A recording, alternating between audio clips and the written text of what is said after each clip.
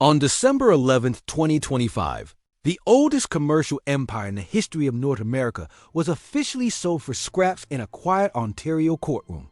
For $18 million, two of Canada's wealthiest families bought the 355-year-old royal charter of the Hudson's Bay Company, finally putting an end to a legacy that once ruled an entire continent. This was not just a bankruptcy. It was the final stage of a calculated financial heist that turned a legendary institution into a hollowed-out corporate shell. As of this month, the iconic department stores are gone, the employees have been dismissed without severance, and the famous stripes have been sold to a hardware chain. To the public, it looked like a tragic decline, but to the architects of this collapse, it was a multi-billion-dollar real estate play that went exactly according to plan. The story of the Hudson's Bay Company began in 1670 when King Charles II granted a group of adventurers the exclusive rights to one-third of the North American continent. At its peak, the company was the largest landowner on Earth, governing nearly 4 million square miles of territory known as Rupert's Land. They were more than a business. They were a sovereign power with their own currency, their own forts, and a private army that shaped the boundaries of modern Canada. For centuries, the company's survival was synonymous with the survival of the nation itself, outlasting wars, colonial transitions, and the Industrial Revolution. But 3.5 centuries of history were no match for the predatory financial engineering of the 21st century. To understand why this disaster was planned, we have to look back at the arrival of an American real estate mogul named Richard Baker in 2008, when his private equity firm, NRDC, purchased the company for just over $1 billion. They weren't interested in the wool blankets or the fashion industry. Baker saw a treasure map disguised as a department store, where the real value was hidden in the massive downtown flagship properties. These buildings were located on some of the most expensive urban land in the world, often owned outright by the company for over 100 years. The strategy was never to save the retail business. It was to use the retail business as a high-interest credit card to fund a global real estate empire. For a decade, the public was fed a narrative of revitalization and luxury expansion, while the company's debt began to balloon behind the scenes.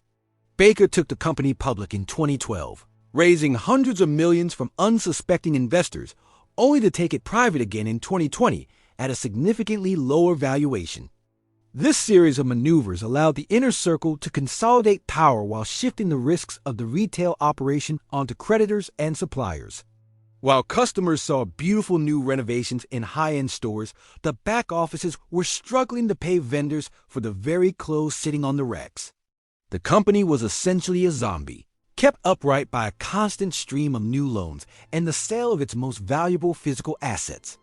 The most critical move in this planned disaster occurred in late 2024 when management decided to spin off Saks Fifth Avenue into a separate global entity.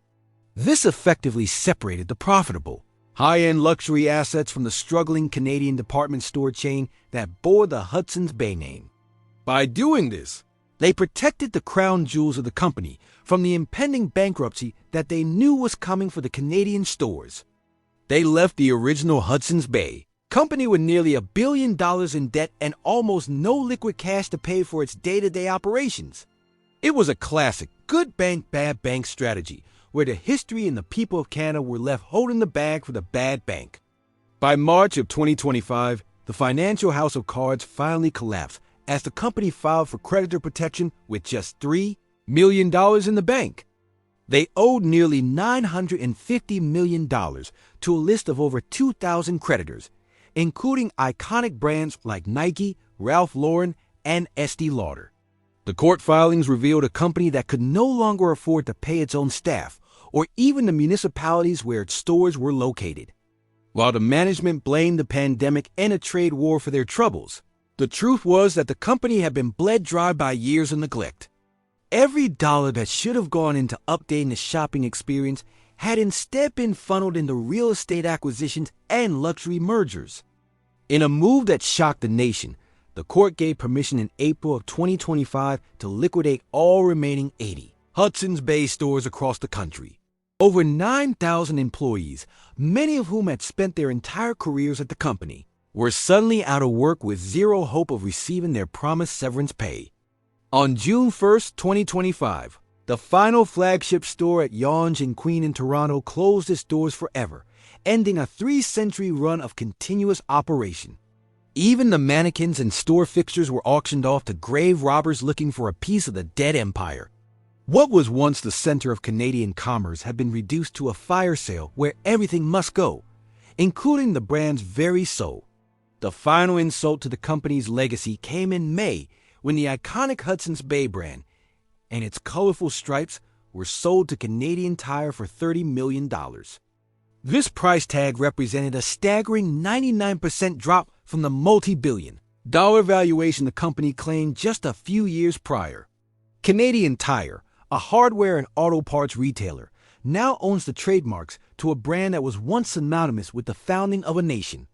They plan to use the stripes on camping gear and household goods, effectively turning a historic symbol into a generic label for mass-market consumption. The management team that presided over this destruction walked away with their luxury Saks Global assets intact, while the Canadian public lost a piece of their cultural identity. As we look at the wreckage in December of 2025, the planned nature of this disaster becomes undeniable to anyone following the money. The real estate that once housed these stores is being converted into office spaces and condos, generating massive returns for the private equity owners who stayed behind. They successfully extracted billions in value from the land while letting the retail operations fail under a mountain of unpayable debt. This wasn't a failure of the department store model. It was a success of the vulture capitalist model that prioritizes short-term extraction over long-term stability. The Hudson's Bay Company didn't die of old age. It was hunted for its parts by people who knew exactly what they were doing from day one. The sale of the Royal Charter this month for $18 million is the final full stop on a story that began in 1670. The document that once granted a company the power to rule half a continent will now sit in a museum, a relic of an era that the modern market no longer respects. This is a warning to every legacy brand that their history offers no protection against the cold math of private equity and real estate speculation. When a company stops being about its customers and starts being about its square footage, the end is already written in the ledgers. The $5 billion dream of the Bay is officially dead, and the only people who won are the ones who plan the funeral. We must remember the Hudson's Bay Company as more than just a place to buy clothes. It was a living timeline of the North American experience. Its collapse marks a turning point where finance has completely decoupled from the reality of the communities it serves. As the last of the store signs are taken down and the real estate is repurposed, the lesson for every investor is clear. Always follow the real estate, because in the world of high-stakes finance, the retail front is often just a distraction for the true heist happening in the background. Thank you for watching this deep dive into the planned destruction of Canada's oldest company and the financial reality of the 2025 retail apocalypse. If you found this financial autopsy valuable, please subscribe to help us keep uncovering the truth behind the world's biggest corporate collapses.